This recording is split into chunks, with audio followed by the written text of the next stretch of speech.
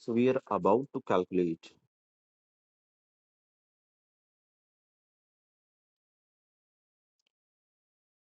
Earth satellites. In this topic, we will study about the satellites and we are going to discuss about the calculation of time period. Calculation of time period. Now, as we all know that anything which is revolving around the Earth in a certain pattern, suppose this is the Earth,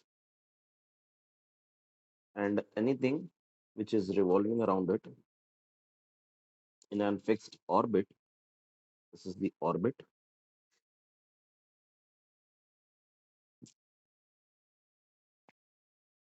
and suppose this object is moving on this orbit. So this will constitute, we can say that it's a satellite. Now their motion is very similar to the motion of planets around the sun,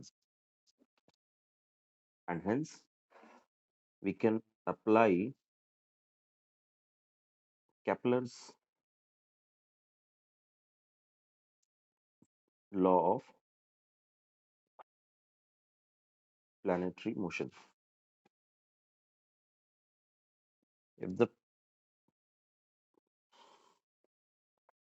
satellite's motion is very much similar to the motion of a planet,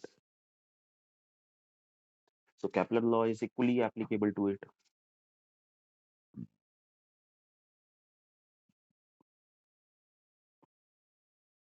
Because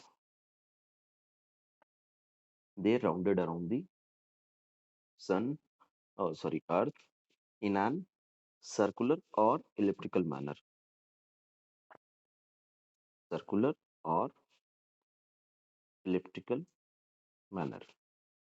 Based on the circular and elliptical, we can differentiate it into so many types, but I'm going to divide it only basically two forms. And in this topic, we have to read about the energy of satellite also.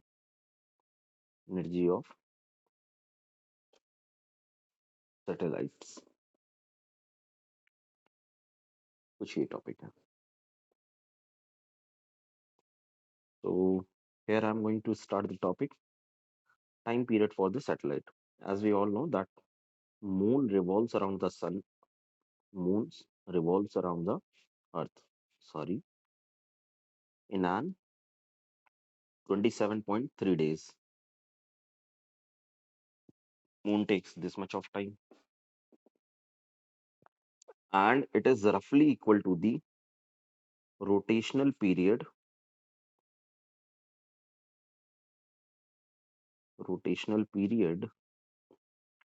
of the moon also, which means this is the earth, this is the moon, and it is revolving around the earth in 27.3 days. Also, its rotational period. That means moon is also taking rotation of about its own axis in 27.3 days. इसी को ही हमें करना है. So let's take a look over a derivation of things. Just suppose that this is the earth and there is a satellite which is moving in a circular orbit, which is at a height of h from the surface of the earth, and the radius of earth is re from its center. So the force which is acting at the centripetal force, so the force which is centripetal force, this will be equal to, we have learned that it is mv square by r, where this r is nothing but the distance from center to center. Okay, तो M we square ऐसे ही रहेगा। Are की जगह मैं लिख सकता हूँ radius of earth plus जितनी हाइट पर आपकी सैटेलाइट है, R E H square. And we also note that the gravitational field force will be G M M E. यहाँ पर ये एम ई क्या है, mass of earth, capital M E, and the small M is the mass of the satellite. Again R E plus H whole square, this will come out to be this, कि centripetal force कितना है और gravitational force कितना है। यहाँ से अगर मैं एक बात देखूं, मुझे एक बात समझ में आ रही है कि सेंट्रीपिटल फोर्स इस सैटेलाइट पर वो इनवर्ड लगेगी, ग्रेविटेशनल फोर्स वो भी इनवर्ड लगेगी। That means this value and this value, they both will become equal in an equation. If LHS is equal, then their RHS should also be equal, which means you can put it like this way: mv square upon re plus h whole square, this will be equal to gm me upon re plus h whole square, where m से m cancel हो जाएगा आपका, and this re plus h whole square will be cancelled out by this. Finally, we will get as v square will be equal to gme upon, wait a minute, sorry, mv square by r, ये होता है ना, मैंने यहाँ पे power 2 लगा दी, ये नहीं होनी चाहिए। तो आपके पास यहाँ पर एक टर्म बच जाएगा R E plus H. This is the value of the velocity of an any satellite, और यहीं से हमें क्या कैलकुलेट करना है, टाइम। अच्छा, एक चीज और यहाँ पर देखिए कि आपकी जो वेलोसिटी है that is inversely relation to the height of the satellite. As we increases the height of any satellite, its velocity will become decrease। इतनी बात समझ में आ रही है हमारे। और अगर मैं इस वैल्यू को घटा दूं आर ई प्लस एच को, तो मेरे पास velocity of satellite will increase. इस पूरे टर्म में आप कभी भी एच को जीरो नहीं कर सकते हैं, can not be zero. Why? Let's take a new white board, I will write the equation again. We have v square is equals to g into mass of earth upon R E plus H, कुछ ये है। यहाँ पर आप कभी भी H को zero नहीं कर सकते हैं, विच मीन्स कि आपका G M E will never be equal to radius of earth. आप इसको कैलकुलेट करके भी देख सकते हैं। ओके, तो आप कभी भी यूनिवर्सल ग्रेविटेशनल कांस्टेंट को और मास ऑफ अर्थ को मल्टीप्लाई करेंगे तो आपका ये रेडियस ऑफ अर्थ तो नहीं देने वाला है। ठीक है, इतनी बात मेरे समझ में आ रही है। और मैं ये जानता हूँ कि अगर आप जी एम ई बाई यहाँ पर आर स्क्वायर से डिवाइड कर दें, अच्छा, आर स्क्वायर से डिवाइड नहीं करते हैं, एक मिनट के लिए कुछ और देखते हैं। मेरे पास एक्सेलरेशन ड्यू टू ग्रेविटी की वैल्यू कितनी होती है, G M upon R E square, ये होती है। यहाँ से मुझे ये चाहिए, ये मुझे मालूम है, और ये मैंने अभी निकाला है। Okay, so time period of earth क्या होता है, टाइम पीरियड होता है, time period of any satellite is that time which it does it take to revolve around any planet। ये बात मेरे समझ में आ रही है कि वही टाइम तो मुझे निकालना है।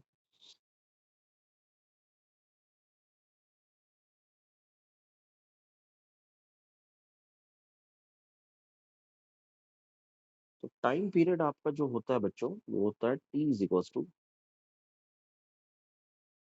2 pi R, that means the circumference upon velocity. जितनी डिस्टेंस ट्रेवल कर रहा है वो, और जितनी वेलोसिटी है उसके पास, वो मुझे चाहिए। वेलोसिटी का टर्म मैंने निकाल दिया है। ये आर क्या होगा? 2 pi r. This will be the radius. कहाँ से कहाँ तक की? Centre to centre. अगर मैं रख के आपको दिखाऊं, तो it will come out to be 2 pi, this is constant, और ये डिस्टेंस हुई आर ई प्लस एच अपॉन वेलोसिटी का टर्म लिखना है। वेलोसिटी का टर्म मैं इस इक्वेशन से लिख सकता हूँ। यहाँ से अगर मैं वेलोसिटी को निकालूं, तो this will come out to be under root of this value. यही वैल्यू मैं यहाँ रखना चाहता हूँ, under root of G M E, और जो डिनोमिनेटर में है वो आपका पहुंच जाएगा ऊपर। That means R E plus H power 1/2। कुछ ये होगा। थोड़ा सा इसको रिशफल करके अच्छे से लिख देते हैं, that 2 pi R E plus H power 3/2 upon under root of capital G M E. This is the relation of time period for any satellite which is revolving around the Earth. अब आप इसको ध्यान से देखेंगे तो आपको लगेगा कि ये it is nothing but the written as, just taking a new whiteboard, t is equals to 2 pi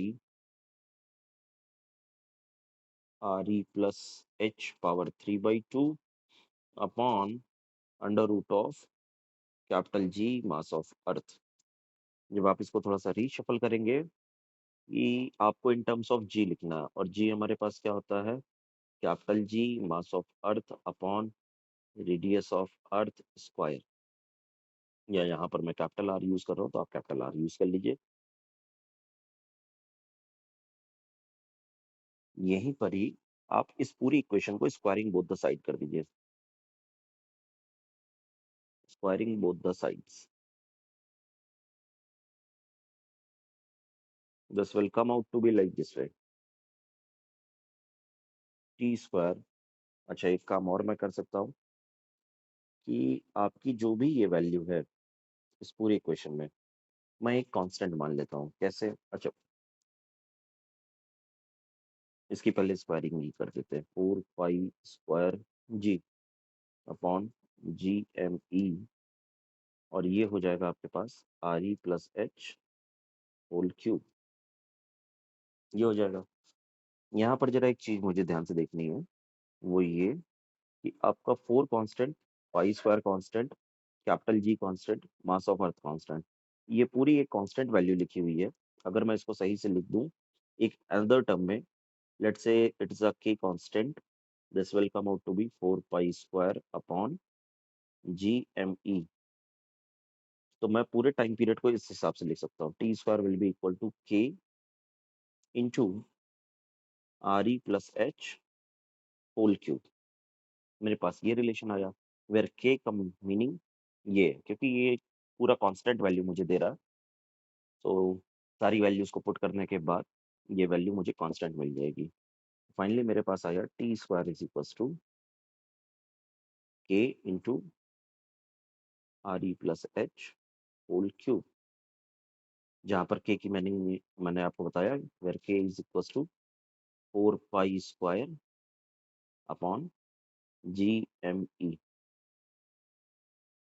ठीक है, यहाँ से आप टाइम का रिलेशन निकाल लीजिए। This come out to be T is equal to,